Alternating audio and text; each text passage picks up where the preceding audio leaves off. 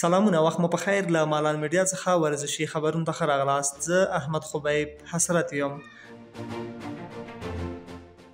د افغانستان د تکواندو ملي لوبډلې کپتان محسن رضایي خپل هانګکانګي سیال ته ماتې ورکړه. د افغانستان د تکواندو ملي لوبډلې کپتان محسن رضایي د تکواندو د نړیوال جام په سیالیو کې چې دا مهال د آذربایجان په پلازمینه باکو کې روانې دي، په خپله لومړۍ لوبه کې د هانګکانګ هیواد سیال ته په دوهم راوند کې ماتې ورکړه او بل پړاو ته یې لاره وموندله.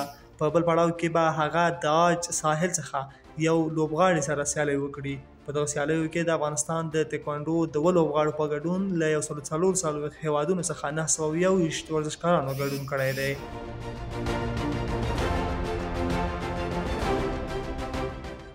د افغانستان د فوټسال ملي لوبډلې د لبنان پر وړاندې خپله درېیمه تدارکاتي لوبه مساوي پای ته ورسوله. د افغانستان د فوټسال ملي لوبډلې خپله درېیمه او وروستۍ تدارکاتي لوبه تېره شپه د لبنان پر وړاندې ترسره کړه، چې یاده لوبه له 2 ګولونو په ترسره کولو سره مساوي پای ته ورسېده. په دې لوبو کې د افغانستان لخوا سید حسین موسوي او مهران غلامي یو ګول ترسره کړ. افغانستان خپلې لومړنۍ 2 لوبې له لبنان هیواد څخه 3-2 او 4-3 ګولونو په توپیر ګټلې. باید دونه وکړو چې لبنان د آسیا هیوادونو د فوټسال په غوره 10 لوبډلو کې قرار لري، چې د افغانستان لوبډلې وکولای شول په 3 لوبو کې ورڅخه 2 لوبې وګټي او وروستۍ لوبه مساوي پای ته ورسوي.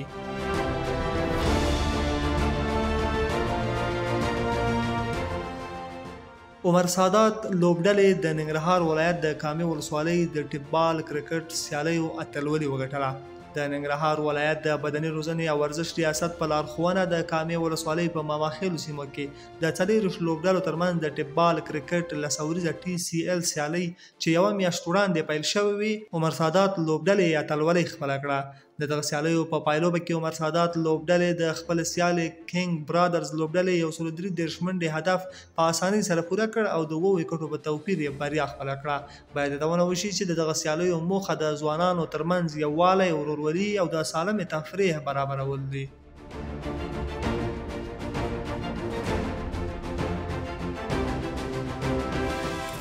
په کندهار ولایت کې د همغږۍ په نوم د پوهنتونونو ترمنځ د فوټسال سیالۍ پیل شوې.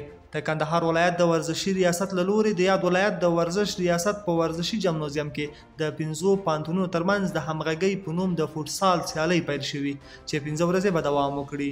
د دغه سیالیو په پیل کې 2 لوبې هم وشوې، چې په لومړۍ لوبه کې د میرویس نیکه او انسټو پوهنتون لوبډلې سره ولوبېدې، چې 2-0 ګولونو په توپیر د میرویس نیکه پوهنتون وګټله. همداراز په دوهمه لوبه کې د ملالۍ او سبا پوهنتونونو لوبډلې سره مخ شوې. د دې دواړو لوبډلو لوبه مساوي پای ته ورسېده.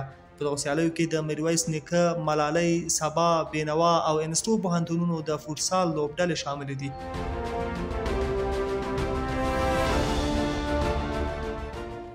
د هند کرکټ غوره لیګ یا IPL پایلوبه کې چینای سوپر کینګز لوبډلې ګجرات ټایټنز ته په 15 وکټو ماته ورکړه او له دې بریا سره د 2023م کال IPL اتلولۍ وګټله. چینای د پچې له ګټلو سره مقابل لوبډلې ته د منډو جوړولو بلنه ورکړه. ګجرات د 4 لوبغاړو په سوځېدو سره 214 منډې هدف ورکړ. لوبه د دوامدار باران له کبله وځنډېده او 15 اورو ته راښکته شوه، چې له دې سره هدف هم 170 منډې وټاکل شو.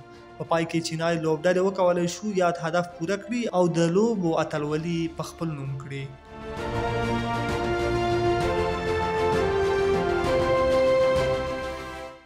پرتګالي سوپر سټار د سعودي عربستان النصر ټیم پرېښود. د رسنیو د راپورونو له مخې د النصر د پرتګالي سوپر سټار کرسټیانو رونالډو د خپل کلب څخه اجازه ترلاسه کړه او ریاض یې پرېښود.